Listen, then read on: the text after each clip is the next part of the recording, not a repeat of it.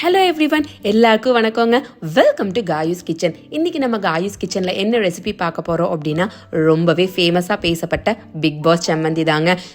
இந்த சூப்பர் டேஸ்டியான dish idli, dosa, white rice கூட வச்சு சாப்பிடும் பொழுது அட்டகாசமாக இருக்குங்க.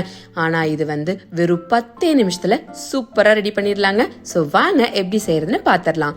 இப்போ நான் ஸ்டவ் ஆன் பண்ணி ஒரு கடாய் வச்சுக்கிறேங்க. கடாய் நல்லா சூடானதும் ஒரு 2 டேபிள் ஸ்பூன் எண்ணெய் சேர்த்துக்கிறேங்க. எண்ணெய் சூடானதும் நம்ம எடுத்து வச்சிருக்கக்கூடிய 20 சின்ன வெங்காயத்தையும் உள்ள சேர்த்துக்கலாங்க.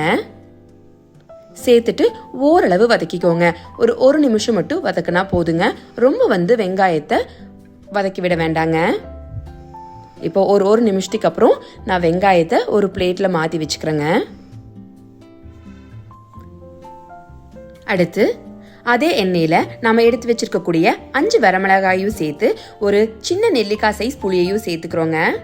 இதையும் ஒரு நிமிஷம் மட்டும் வதக்கினா போதுங்க. ரொம்ப வதக்குனீங்கன்னா வரமிளகாய் கரிஞ்சு போயிடுங்க.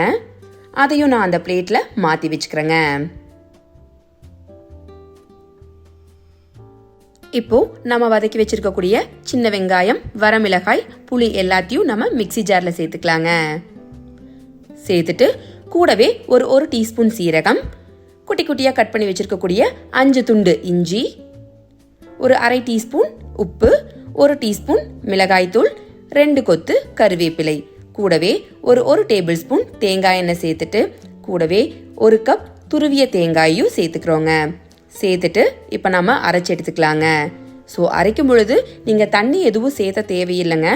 அதே மாதிரி அதனுடைய பக்குவம் பார்த்துட்டீங்கன்னா கொஞ்சம் கொரன்னு இருக்கணுங்க. அவ்வளோதாங்க, நம்ம பெர்ஃபெக்டா அரைச்செடுத்தாச்சுங்க. சம்மந்தியும் சூப்பரா ரெடி ஆயிடுச்சுங்க. சாதத்து கூட வச்சு சாப்பிடும் பொழுது லைட்டா தேங்காய் எண்ணெய் விட்டு சாப்பிட்டு பாருங்க. டேஸ்ட் வேற லெவல்ல இருந்ததுங்க. ஸோ நாங்களும் எங்க வீட்டில் ட்ரை பண்ணி பார்த்தோங்க. நல்லா இருந்ததுங்க. நீங்களும் உங்க வீட்டில் கண்டிப்பா ட்ரை பண்ணி பாருங்க. கண்டிப்பா உங்களுக்கு பிடிக்குங்க. ஸோ ட்ரை பண்ணி பார்த்துட்டு எப்படி இருந்துச்சு அப்படிங்கிறத மறக்காம நம்ம கமெண்ட் செக்ஷன்ல சொல்லிடுங்க. அதே மாதிரி மறக்காம நம்ம சேனலை லைக் அண்ட் சப்ஸ்கிரைப் பண்ணிக்கோங்க. Thank you everyone.